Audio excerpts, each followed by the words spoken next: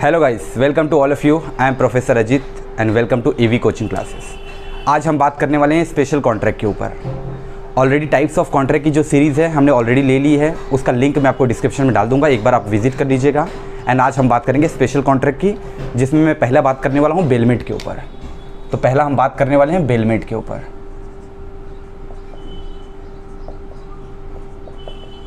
Bailment contract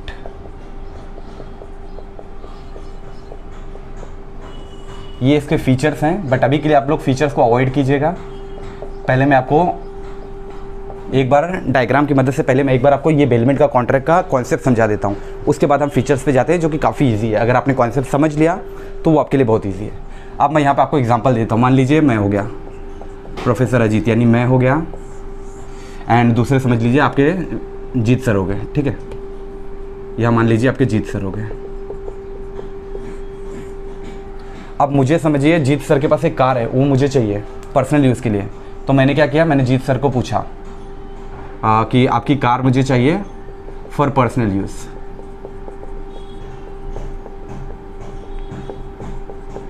अब जीत sir ने क्या बोला कि ठीक है सर, आपको कार चाहिए, आप लेके जाइए। तो इन्होंने मुझे क्या कर दी, अपनी कार दे दी, ठीक है। अब इसी को क्या कहते हैं, इसी को कहते हैं बेलमेंट ऑफ कॉन्ट्रैक्ट, जहाँ पे दो पर्सन इन्वॉल्व होते हैं। जो प्रोडक्ट का ओनर होता है, जो गुड्स का ओनर होता है, उसे हम कहते हैं बेलर, और जो रिसीवर होता है, जो यूज़ करता है प्रोडक्ट को, उसे हम कहते हैं बेली, ठीक है। बेलर समझ गया, बेली समझ गए, दो पर्सन इन्वॉल्व होते हैं प्रोडक्ट। अच्छा, यहाँ पे दो चीज़ें केस हो सकते हैं।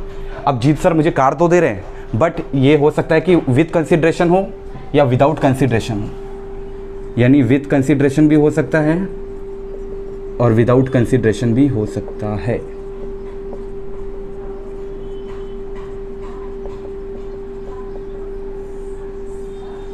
अब कंसिडरेशन मतलब क्या होता है, लॉ वाले बच्चे सब जानते हैं consideration mean something written in. तो समथिंग रिटर्न क्या है, अगर मैं इनसे कार ले रहा हूँ तो बदले में हो सकता है कि ये मुझसे कुछ कंसिडरेशन ले रहे हो, या मैं पैसे कुछ, या मैं कुछ और चीज़ इन्हें दे रहा हूँ, तो वो आ जाता है विद कंसिडरेशन में। और अगर ये मुझसे कुछ नहीं ले रहे हैं, जस्ट बिकॉज ही नो मी, तो उन्होंने क्या कहा कि आप कार ले जाइए सर, आप यूज़ कीजिए, एंड 3 डेज़ 4 डेज़ बाद जैसे ही आपका काम हो जाए आप मुझे कार दे दीजिए। उसके बदले में वो मुझसे कुछ कंसिडरेशन नहीं ले रहे हैं। तो ये विद कंसिडरेशन भी हो सकता है, विदाउट कंसिडरेशन भी हो सकता है। एग्जाम्पल बहुत सिंपल है, 2% का इन्वॉल्वमेंट होता है, बेलर एंड बेली, ठीक है। अब फीचर समझ लेते हैं। आपने ये समझ लिया तो फीचर्स आपके लिए ईजी है। पहला फीचर क्या बोल रहे हैं, there should be a contract. अब आप कहेंगे सर सीधी सी बात है, आपने लिखा ही है बेलमेंट कॉन्ट्रैक्ट, तो कॉन्ट्रैक्ट है तो कॉन्ट्रैक्ट तो होगा ही ना। दूसरा फीचर्स पे आते हैं। द कॉन्ट्रैक्ट में बी एक्सप्रेस और इम्प्लाइड।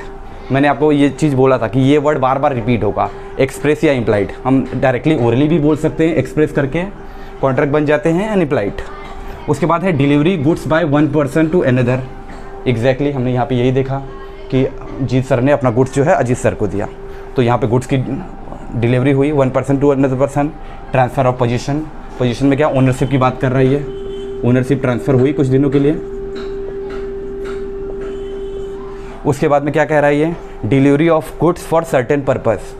यहाँ पे मैंने क्या कहा, कार फॉर पर्सनल यूज़, तो उन्होंने पर्सनल यूज़ के लिया, यानी कुछ पर्पस रहा होगा, वो उनका पर्पस था, तो किसी पर्पस के कारण आपने कुछ गुड्स ट्रांसफ़र किए। एंड लास्ट क्या बोल रहा है छठवा आपका, गुड्स मस्ट बी रिटर्न और डिस्पोज्ड ऑफ। गुड्स अगर आपने लिए हैं तो गुड्स आप उन्हें रिटर्न करेंगे, अदरवाइज़ वो अगर पेरिशेबल इन नेचर है तो डिस्पोज्ड ऑफ हो जाएगा। ये है आपका बेलमेंट कॉन्ट्रैक्ट। अब इसके बाद एक बार आप इसका स्क्रीनशॉट ले लीजिए, एक बार कुछ डाउट है तो मुझे बताइए, लेटर ऑन नेक्स्ट स्लाइड में मैं आपको प्लेज के बारे में करवाता हूँ। चलिए गाइस, आई होप आपने बेलमेंट समझ लिया कि बेलमेंट क्या था, बेलमेंट कॉन्ट्रैक्ट क्या है, उसको एग्जांपल के साथ में मैंने आपको फीचर्स उसके बता दिए।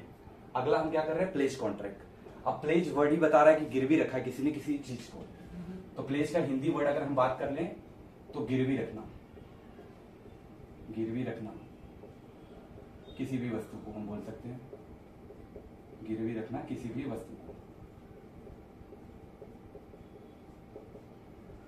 एग्जाम्पल के साथ में मैं समझाता हूँ इस चीज को, तो आपको ज्यादा बेटर समझेगा गाइस। फॉर एग्जाम्पल, एक पर्सन ए है और पर्सन बी है। ए को पैसे की अर्जेंट को जरूरत है, तो ए ने क्या किया, बी के पास कुछ गुड्स एज ए सिक्योरिटी रख दिया, गुड्स एज अ सिक्योरिटी।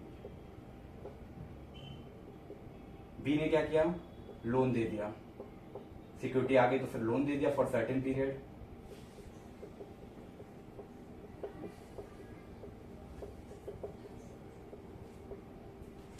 अब इसमें दो चीज याद रखिएगा, जैसे वहां पे बेलर और बेली का कॉन्सेप्ट था, यहाँ पे जो गुड्स का ओनर होता है उसे कहा जाता है पाउनर। उसे क्या कहा जाता है? उसे कहा जाता है पाउनर।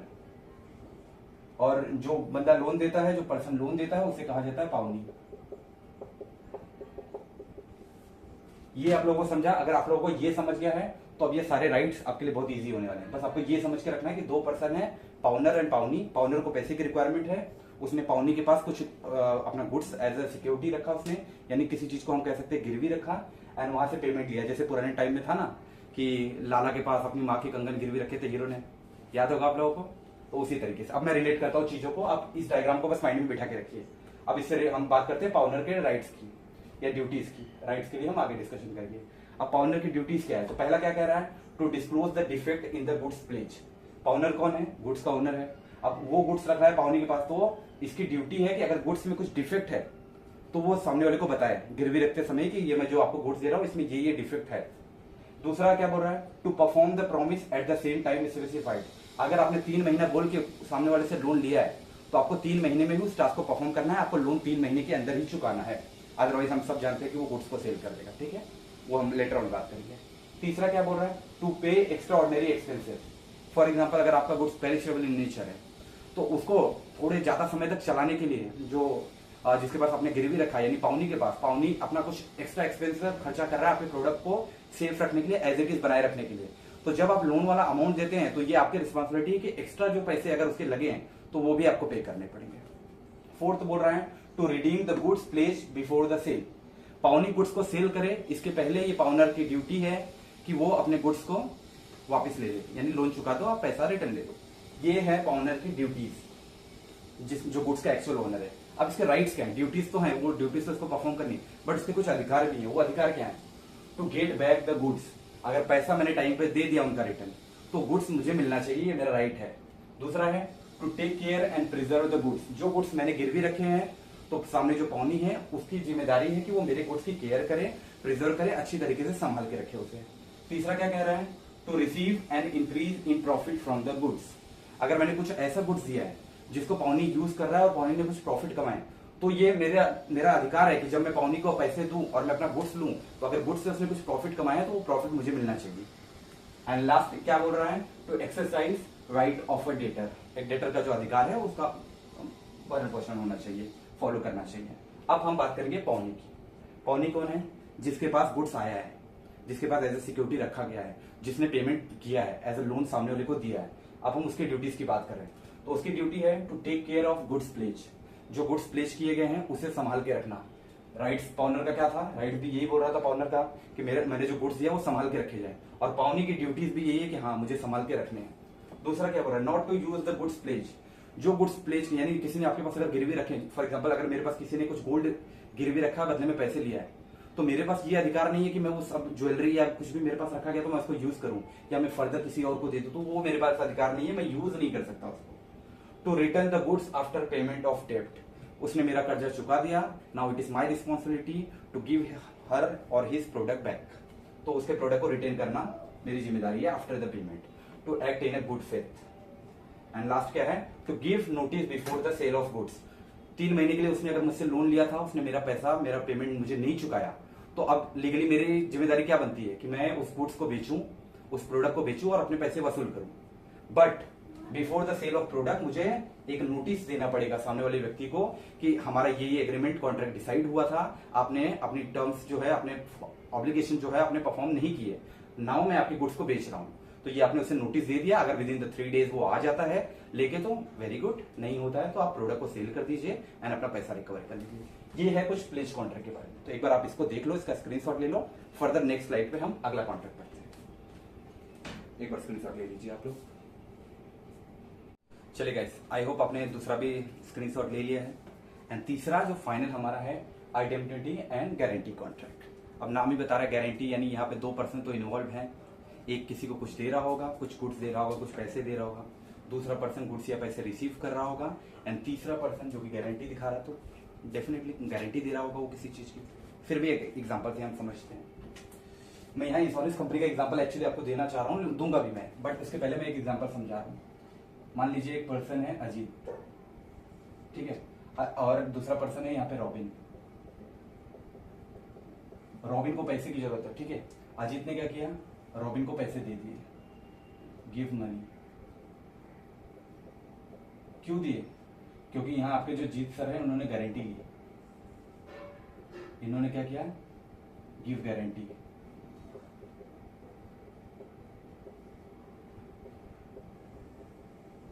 क्या जीत सर ने क्या गारंटी दी, जीत सर ने कहा कि अजीत सर आप रॉबिन को पेमेंट दे दीजिए, जो भी उन्हें मनी आपसे लोन चाहिए आप वो लोन उन्हें दे दीजिए। अगर वो लोन नहीं चुका पाते, वो बैंक करप्ट हो जाते हैं या इंस्टॉलमेंट हो जाते हैं, कुछ प्रॉब्लम हो जाती है at the time of maturity, तो जीत सर रिस्पॉन्सिबिलिटी दे रहे हैं कि वो मुझे पेमेंट देंगे। तो मुझे देने में कोई प्रॉब्लम है, बिल्कुल नहीं प्रॉब्लम है। तो यहाँ पे एग्जैक्टली हम यही बात कर रहे हैं। अब यहाँ पे जो अजीत सर हैं, जो एक्चुअली दे रहे हैं आपको प्रोडक्ट दे रहे हैं, गुड्स दे रहे हैं, या फिर लॉस्ट से आपको लॉस्ट कवर करने की जिम्मेदारी ले रहा हूं कि अगर आपको लॉस्ट हो रही है, तो यहां पे इन्हें कहा जाता है क्रेडिटर। क्रेडिटर, अब ये एग्जांपल माइंड में रखिएगा, सब क्लियर हो जाएगा। क्रेडिटर, ठीक है, जो गारंटी दे रहा है, यानी ये पर्सन जीत सर, इन्हें हम कहेंगे सियोरिटी, क्योंकि ये ही मुझे सियोरिटी दे रहे हैं। तो ये सियोरिटी दे रहे हैं क्रेडिटर को, फिर क्रेडिटर क्या कर रहा है, सामने जो पर्सन है उसको पेमेंट दे रहा है, जिसे हम कहते हैं प्रिंसिपल। प्रिंसिपल सबसे मेन है जो पेमेंट ले रहा है, प्रिंसिपल, ठीक है। ये एग्जांपल आपके माइंड में बैठ गया। अब इस केस को आप रिलेट कर सकते हो इंश्योरेंस कंपनी के साथ। एग्जैक्टली इंश्योरेंस के केस में भी तो यही तो होता है, आप प्रिंसिपल होते हैं, यानी समझिए आपके पास कार है कुछ। अब यहाँ पे भी मैंने एग्जांपल आपको ये दिया हुआ है कि ये जो है प्रिंसिपल है, प्रिंसिपल है, इनके पास कार है, 10 लाख रुपीज की कार है। इन्होंने क्या किया, इंश्योरेंस कंपनी से उसका इंश्योरेंस निकलवाया हुआ है कि कार डैमेज होगा तो देन मैं क्लेम करूंगा, एक्सीडेंटल, ठीक है। अब इस केस में क्या होता है, यहाँ पे हमें अभी थर्ड पर्सन नहीं दिख रहा है, बट थर्ड पर्सन यहाँ पे इनविजिबल होता है, जो कि आपका बैंक होता है। आपका बैंक इस चीज में इन्वॉल्व होता है ना, जब आप इंश्योरेंस का केस में आते हो तो यहाँ पे एग्जैक्टली ये बोल रहा है कि ओनर जो है वो प्रिंसिपल है, और ये पर्सन जो है जनरल इंश्योरेंस कंपनी, ये आपकी क्रेडिटर है, और जो इनविजिबल है सियोरिटी, वो आपका बैंक प्रोवाइड करता है, क्योंकि बिना बैंकिंग डिटेल से तो आजकल कुछ भी नहीं होता है। तो यहाँ पे ये केस आपको ये बताना चाह रहा है, ये ओनर है, इनके पास 10 लाख की कार है, इन्होंने इंश्योरेंस कंपनी से इंश्योरेंस निकाला हुआ है। अब यहाँ पे ओनर को और जो आपका सामने क्रेडिटर है उसको यहाँ पे दो नाम दिया गया है। पहला नाम है आइडेंटिफाइड, जो कि हम ओनर को बोलते हैं, जो कि हम प्रिंसिपल को बोलते हैं। इसका मतलब है the person who is promise to save, वो पर्सन जिसको प्रॉमिस किया गया है कि आपको हम सेव करेंगे, तो ये मेरे लिए किया गया है save. And the other person general insurance company, या वो पर्सन, इस केस में मैं, जो पर्सन दे रहा है सामने पैसा, उसको बोला जाता है आइडेंटिफायर, यानी the person who promise to save the other party from lost, यानी वो व्यक्ति जो सामने वाले को बोल रहा है अगर आपका लॉस हो रहा है तो मैं आपको रिकवर करूंगा। तो इंश्योरेंस कंपनी एग्जैक्टली यही तो करती है ना, जो आपका कार का एक्सीडेंट हो जाता है या आपकी कार चोरी हो जाती है, तो जिस हिसाब से आपने इंश्योरेंस निकाला है, तो लॉस्ट होने पे वो आपको पेमेंट करती है, सियोरिटी देती है ना। तो बेसिकली यहाँ पे यही कहना चाह रहा है। तो इसमें 3 पार्टीज का इन्वॉल्वमेंट होता है, सियोरिटी, प्रिंसिपल, क्रेडिटर। इंश्योरेंस कंपनी के केस में सियोरिटी बैंक होता है, प्रिंसिपल ओनर होता है जो, एंड क्रेडिटर जो होता है आपकी इंश्योरेंस कंपनी होती है। अब एसेंशियल में हम बात करते हैं, इसमें 2 पार्टीज इन्वॉल्व होती है। आप बोलेंगे सर यहाँ पे आपने कहा 3 पार्टी इन्वॉल्व होती है, आप लिख 2 पार्टी रहे, तो मैंने बीच में गाइस बताया जो थर्ड पार्टी सियोरिटी होती है वो बेसिकली इस कॉन्ट्रैक्ट में इन्वॉल्व नहीं होती है, वो इनविजिबल होती है, बट ना हो कि भी वो है, तो लिखने में हम 2 पार्टी लिखते हैं। उसके बाद में इसमें क्या बात की जा रही है, इसमें बात की जा रही है प्रोटेक्शन ऑफ लॉस की। तो सीधी बात है, ये पूरा ही लॉस के ऊपर है ना, सियोरिटी हम दे रहे हैं, किस लिए दे रहे हैं, लॉस से रिकवर करने के लिए, तो प्रोटेक्शन ऑफ लॉस की बात यहाँ पे की जा रही है। फिर ये एक्सप्रेस भी हो सकता है, इम्प्लाइड भी हो सकता है। एक्सप्रेस हम किसी थर्ड पार्टी को एज ए एक्सप्रेस लेके आ सकते हैं, इम्प्लाइड ऑटोमेटिकली हो गया। और ये क्यों कब होगा, जब थर्ड पार्टी गारंटी लेगा। थर्ड पार्टी गारंटी अगर नहीं ले रहा है तो फिर तो ये कॉन्ट्रैक्ट ही नहीं बन रहा ना आइडेंटिफाइड वाला।